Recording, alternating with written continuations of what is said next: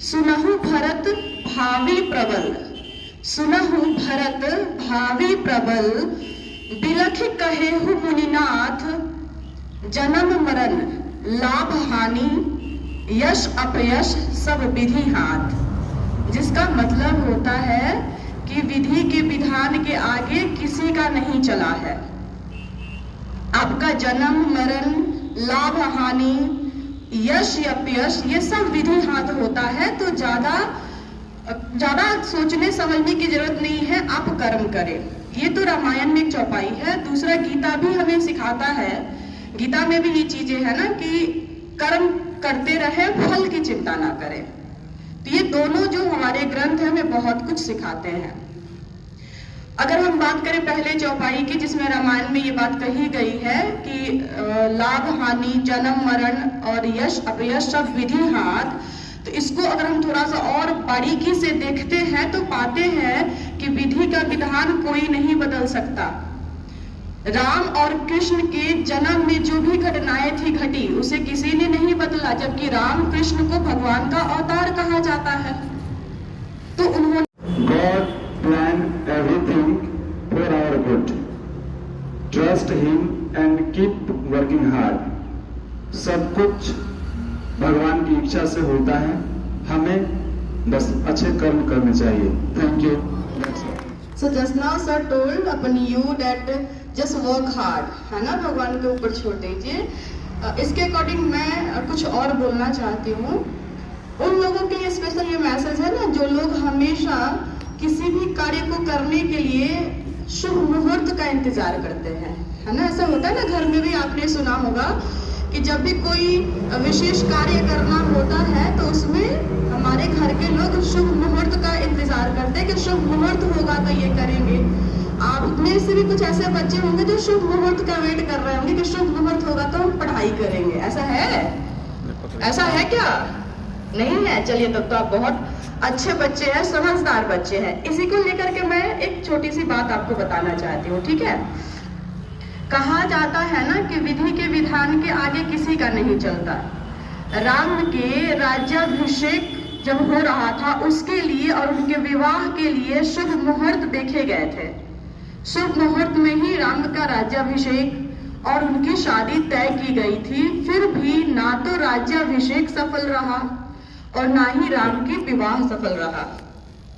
इस प्रश्न का उत्तर मांगा गया गुरु वशिष्ठ से, ठीक है, क्योंकि शुभ मुहूर्त में ये दोनों चीजें हुई थी ना, राज्याभिषेक भी किया गया था और विवाह भी किया गया, बट दोनों सफल नहीं रहा। तो इस प्रश्न का उत्तर गुरु वशिष्ठ से मांगा गया। तो उन्होंने एक बात कही, एक चौपाई है जो इस तरह से है कि सुनहु भरत भावी प्रबल, सुनहु भरत भावी प्रबल, बिलख कहेहु मुनिनाथ, जन्म मरण लाभ हानि, यश अपयश सब विधि हाथ। जिसका मतलब होता है कि विधि के विधान के आगे किसी का नहीं चला है। आपका जन्म मरण लाभ हानि यश अपयश ये सब विधि हाथ होता है। तो ज्यादा सोचने समझने की जरूरत नहीं है, आप कर्म करें। ये तो रामायण में एक चौपाई है। दूसरा गीता भी हमें सिखाता है, गीता में भी ये चीजें है ना कि कर्म करते रहे, फल की चिंता ना करें। तो ये दोनों जो हमारे ग्रंथ है हमें बहुत कुछ सिखाते हैं।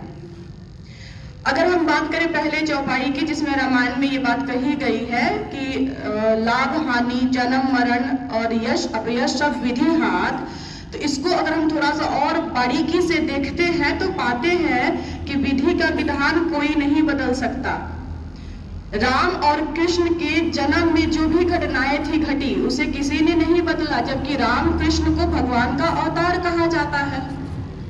तो उन्होंने अपने जीवन में जो भी घटनाएं थी उस घटनाओं को पूरी तरह जिया, उन घटनाओं को बदला नहीं जा सका।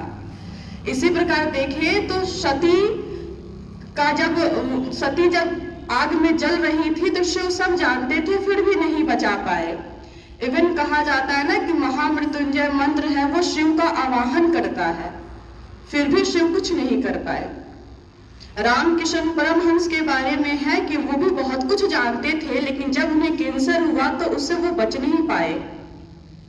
इसी तरह से रावण, कंस और भी हिरण्यकश्यपु की भी कहानी आपको बताई गई है ना। इन सब के पास पूरी व्यवस्थाएं थी, पूरी शक्तियां थी, फिर भी वो अपनी गति को बदल नहीं पाए। तो ज्यादा सोचने की जरूरत नहीं है, आप जैसे हैं वैसे बने रहिए, हमेशा सदकर्म करते हुए आगे बढ़िए, ज्यादा विचलित होने की जरूरत नहीं है। हमेशा याद रखिएगा, कर्म कीजिए। कर्म कैसा होना चाहिए? सत्कर्म होने चाहिए। तो सत्कर्म करते हुए आप आगे बढ़े, ठीक है। तो thank you, have a nice day. अपने जीवन में जो भी घटनाएं थी उस घटनाओं को पूरी तरह जिया, उन घटनाओं को बदला नहीं जा सका। इसी प्रकार देखें तो सती जब आग में जल रही थी तो शिव सब जानते थे, फिर भी नहीं बचा पाए।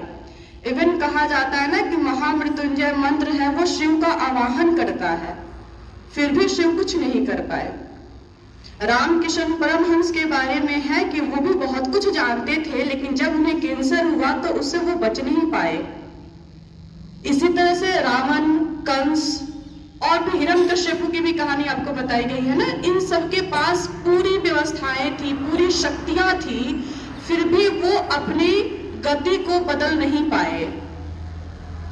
तो ज्यादा सोचने की जरूरत नहीं है, आप जैसे हैं वैसे बने रहिए, हमेशा सदकर्म करते हुए आगे बढ़िए, ज्यादा विचलित होने की जरूरत नहीं है। हमेशा याद रखिएगा, कर्म कीजिए। कर्म कैसा होना चाहिए? सत्कर्म होने चाहिए। तो सत्कर्म करते हुए आप आगे बढ़े, ठीक है। तो thank you, have a nice day.